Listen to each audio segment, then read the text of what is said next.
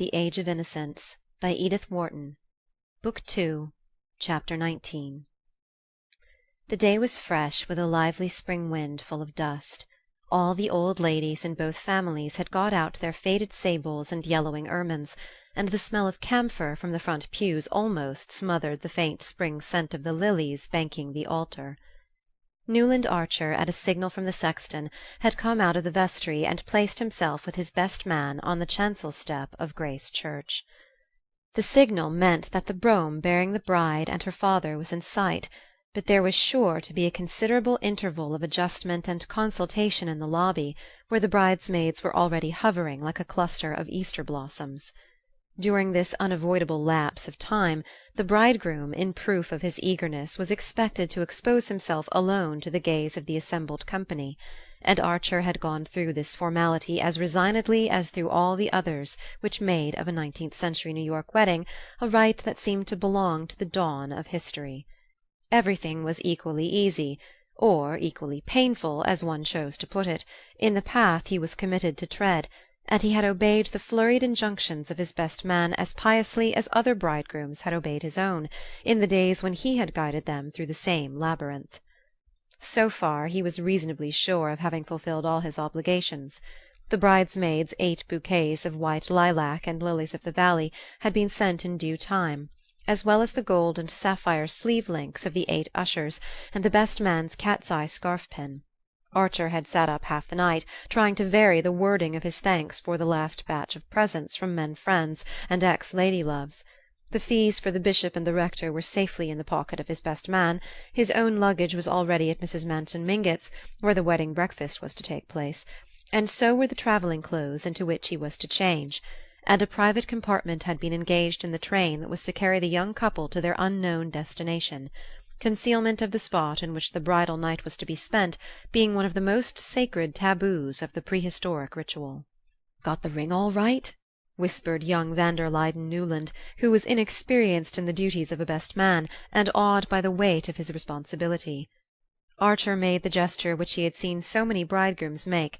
With his ungloved right hand he felt in the pocket of his dark grey waistcoat, and assured himself that the little gold circlet, engraved inside "Newland to May, April, 187 , was in its place. Then, resuming his former attitude, his tall hat and pearl-grey gloves with black stitchings grasped in his left hand, he stood looking at the door of the church. Overhead Handel's march swelled pompously through the imitation stone vaulting, carrying on its waves the faded drift of the many weddings at which, with cheerful indifference, he had stood on the same chancel step watching other brides float up the nave toward other bridegrooms. "How like a first night at the opera!" he thought, recognizing all the same faces in the same boxes, no, pews, and wondering if, when the last trump sounded, Mrs. Selfridge Merry would be there with the same towering ostrich feathers in her bonnet, and Mrs. Beaufort with the same diamond earrings and the same smile, and whether suitable proscenium seats were already prepared for them in another world. After that there was still time to review, one by one, the familiar countenances in the first rows, the women's sharp with curiosity and excitement, the men's sulky with the obligation of having to put on their frock-coats before luncheon and fight for food at the wedding breakfast. "Too bad the breakfast is at old Catherine's," the bridegroom could fancy Reggie Chivers saying, "but I'm told that Lovell Mingott insisted on its being cooked by his own chef, so it ought to be good if one can only get at it." And he could imagine Sillerton Jackson adding with authority, "My dear fellow, haven't you heard? It's to be served at small tables, in the new English fashion."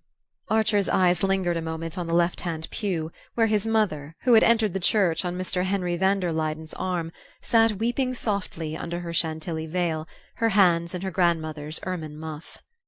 "Poor Janey," he thought, looking at his sister. "Even by screwing her head around she can only see the people in the few front pews, and they're mostly dowdy Newlands and Dagonets."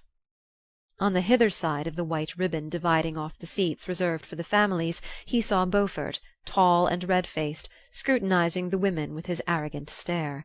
Beside him sat his wife, all silvery chinchilla and violets, and on the far side of the ribbon Lawrence Lefferts's sleekly brushed head seemed to mount guard over the invisible deity of good form, who presided at the ceremony. Archer wondered how many flaws Lefferts's keen eyes would discover in the ritual of his divinity. Then he suddenly recalled that he too had once thought such questions important. The things that had filled his days seemed now like a nursery parody of life, or like the wrangles of medieval schoolmen over metaphysical terms that nobody had ever understood. A stormy discussion as to whether the wedding present should be shown had darkened the last hours before the wedding, and it seemed inconceivable to Archer that grown-up people should work themselves into a state of agitation over such trifles, and that the matter should have been decided, in the negative, by Mrs. Welland's saying, with indignant tears, "I should as soon turn the reporters loose in my house." Yet there was a time when Archer had had definite and rather aggressive opinions on all such problems, and when everything concerning the manners and customs of his little tribe had seemed to him fraught with world-wide significance. And all the while, I suppose, he thought, real people were living somewhere, and real things happening to them. "There they come!" breathed the best man excitedly, but the bridegroom knew better. The cautious opening of the door of the church meant only that Mr. Brown, the livery-stable keeper, gowned in black in his intermittent character of sexton, was taking a preliminary survey of the scene before marshalling his forces.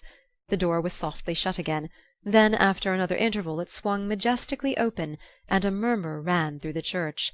"The family." Mrs. Welland came first, on the arm of her eldest son. Her large pink face was appropriately solemn, and her plum-colored satin with pale blue side-panels and blue ostrich plumes in a small satin bonnet met with general approval. But before she had settled herself with a stately rustle in the pew opposite Mrs. Archer's, the spectators were craning their necks to see who was coming after her. Wild rumours had been abroad the day before to the effect that Mrs. Manson Mingott, in spite of her physical disabilities, had resolved on being present at the ceremony, and the idea was so much in keeping with her sporting character that bets ran high at the clubs as to her being able to walk up the nave and squeeze into a seat. It was known that she had insisted on sending her own carpenter to look into the possibility of taking down the end panel of the front pew, and to measure the space between the seat and the front. But the result had been discouraging, and for one anxious day her family had watched her dallying with the plan of being wheeled up the nave in her enormous bath-chair, and sitting enthroned in it at the foot of the chancel. The idea of this monstrous exposure of her person was so painful to her relations that they could have covered with gold the ingenious person who suddenly discovered that the chair was too wide to pass between the iron uprights of the awning which extended from the church door to the curbstone.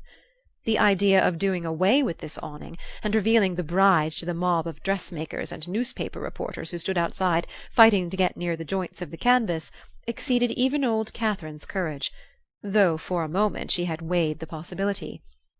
"Why, they might take a photograph of my child and put it in the papers!" Mrs. Welland exclaimed when her mother's last plan was hinted to her, and from this unthinkable indecency the clan recoiled with a collective shudder. The ancestress had had to give in, but her concession was bought only by the promise that the wedding breakfast should take place under her roof, though, as the Washington Square connection said, with the Wellands' house in easy reach it was hard to have to make a special price with Brown to drive one to the other end of nowhere. Though all these transactions had been widely reported by the Jacksons, a sporting minority still clung to the belief that old Catherine would appear in church, and there was a distinct lowering of the temperature when she was found to have been replaced by her daughter-in-law. Mrs. Lovell Mingott had the high colour and glassy stare induced in ladies of her age and habit by the effort of getting into a new dress. But once the disappointment occasioned by her mother-in-law's non-appearance had subsided, it was agreed that her black chantilly over lilac satin, with a bonnet of Parma violets, formed the happiest contrast to Mrs. Welland's blue and plum colour. Far different was the impression produced by the gaunt and mincing lady who followed on Mr. Mingott's arm, in a wild dishevelment of stripes and fringes and floating scarves; and as this last apparition glided into view Archer's heart contracted and stopped beating. He had taken it for granted that the Marchioness Manson was still in Washington, where she had gone some 4 weeks previously with her niece, Madame Olenska. It was generally understood that their abrupt departure was due to Madame Olenska's desire to remove her aunt from the baleful eloquence of Dr. Agathon Carver, who had nearly succeeded in enlisting her as a recruit for the Valley of Love, and in the circumstances no one had expected either of the ladies to return for the wedding. For a moment Archer stood with his eyes fixed on Medora's fantastic figure, straining to see who came behind her, but the little procession was at an end, for all the lesser members of the family had taken their seats, and the 8 tall ushers, gathering themselves together like birds or insects preparing for some migratory manoeuvre, were already slipping through the side doors into the lobby. "Newland, I say, she's here!" the best man whispered. Archer roused himself with a start. A long time had apparently passed since his heart had stopped beating, for the white and rosy procession was in fact half-way up the nave. The bishop, the rector, and 2 white-winged assistants were hovering about the flower-banked altar, and the first chords of the Spohr symphony were strewing their flower-like notes before the bride. Archer opened his eyes, but could they really have been shut as he imagined? And felt his heart beginning to resume its usual task.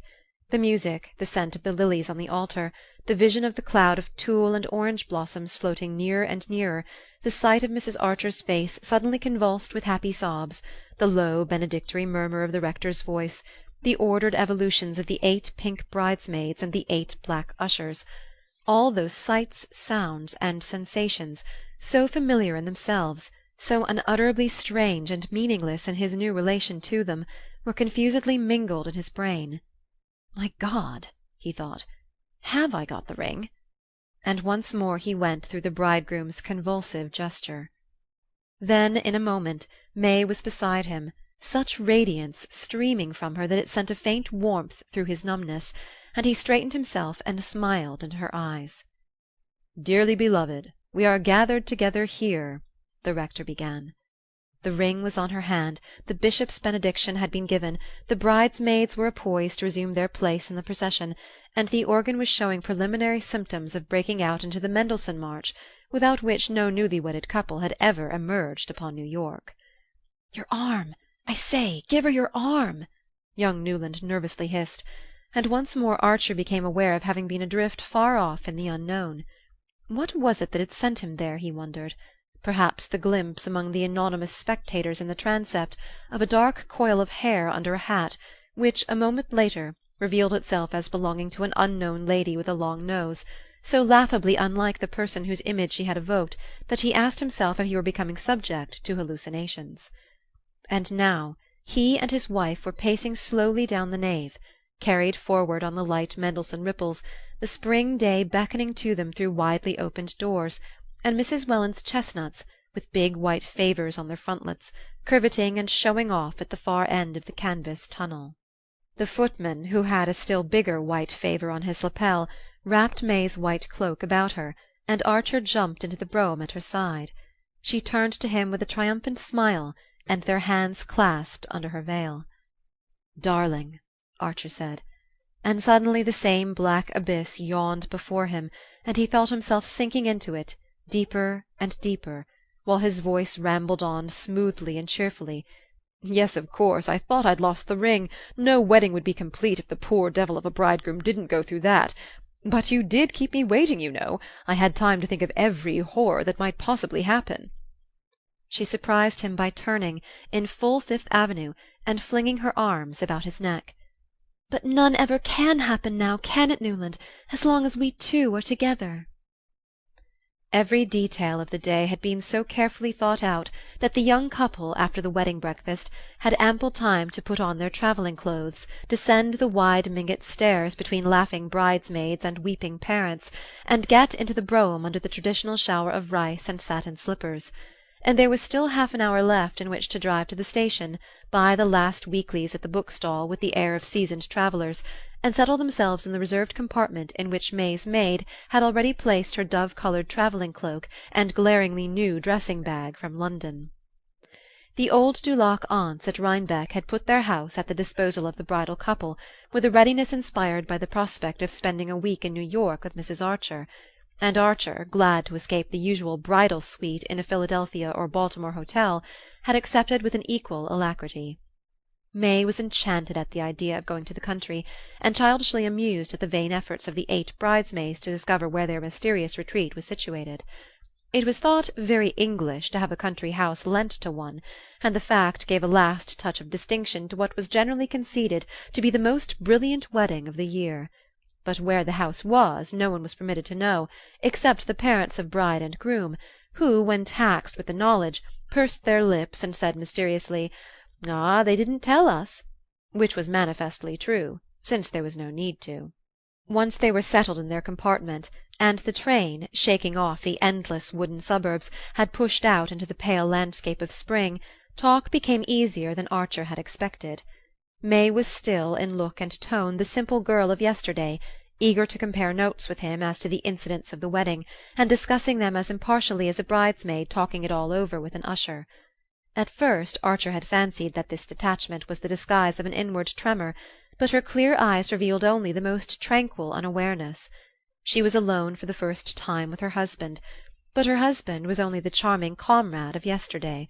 There was no one whom she liked as much, no one whom she trusted as completely, and the culminating lark of the whole delightful adventure of engagement and marriage was to be off with him alone on a journey, like a grown-up person, like a married woman, in fact.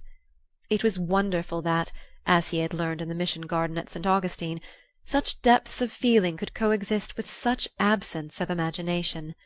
But he remembered how, even then, she had surprised him by dropping back to inexpressive girlishness as soon as her conscience had been eased of its burden, and he saw that she would probably go through life dealing to the best of her ability with each experience as it came, but never anticipating any by so much as a stolen glance. Perhaps that faculty of unawareness was what gave her eyes their transparency, and her face the look of representing a type rather than a person, as if she might have been chosen to pose for a civic virtue or a Greek goddess. The blood that ran so close to her fair skin might have been a preserving fluid rather than a ravaging element, yet her look of indestructible youthfulness made her seem neither hard nor dull, but only primitive and pure. In the thick of this meditation Archer suddenly felt himself looking at her with the startled gaze of a stranger, and plunged into a reminiscence of the wedding breakfast and of Grandy Miggott's immense and triumphant pervasion of it. May settled down to frank enjoyment of the subject. "I was surprised, though, weren't you, that Aunt Medora came after all? Ellen wrote that they were neither of them well enough to take the journey. I do wish it had been she who had recovered. Did you see the exquisite old lace she sent me?"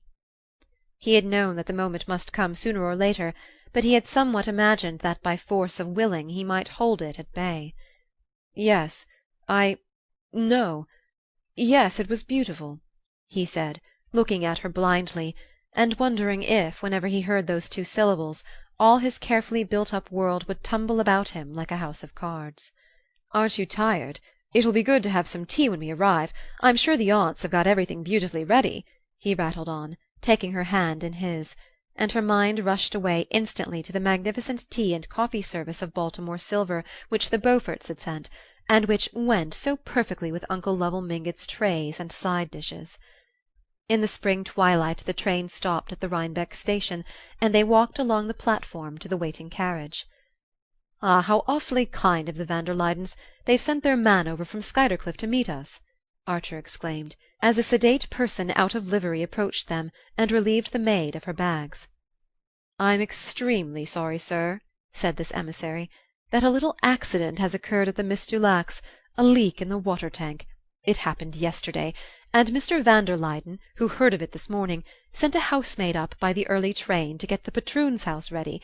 It will be quite comfortable, I think you'll find, sir, and the Miss Dulacs have sent their cook over, so that it will be exactly the same as if you'd been at Rhinebeck." Archer stared at the speaker so blankly that he repeated in still more apologetic accents, "It'll be exactly the same, sir, I do assure you," and May's eager voice broke out, covering the embarrassed silence, "the same as Rhinebeck, the patroon's house, but it will be 100,000 times better, won't it, Newland? It's too dear and kind of Mr. van der Luyden to have thought of it." And as they drove off, with the maid beside the coachman, and their shining bridle bags on the seat before them, she went on excitedly, "Only fancy, I've never been inside it, have you? The van der Luydens show it to so few people.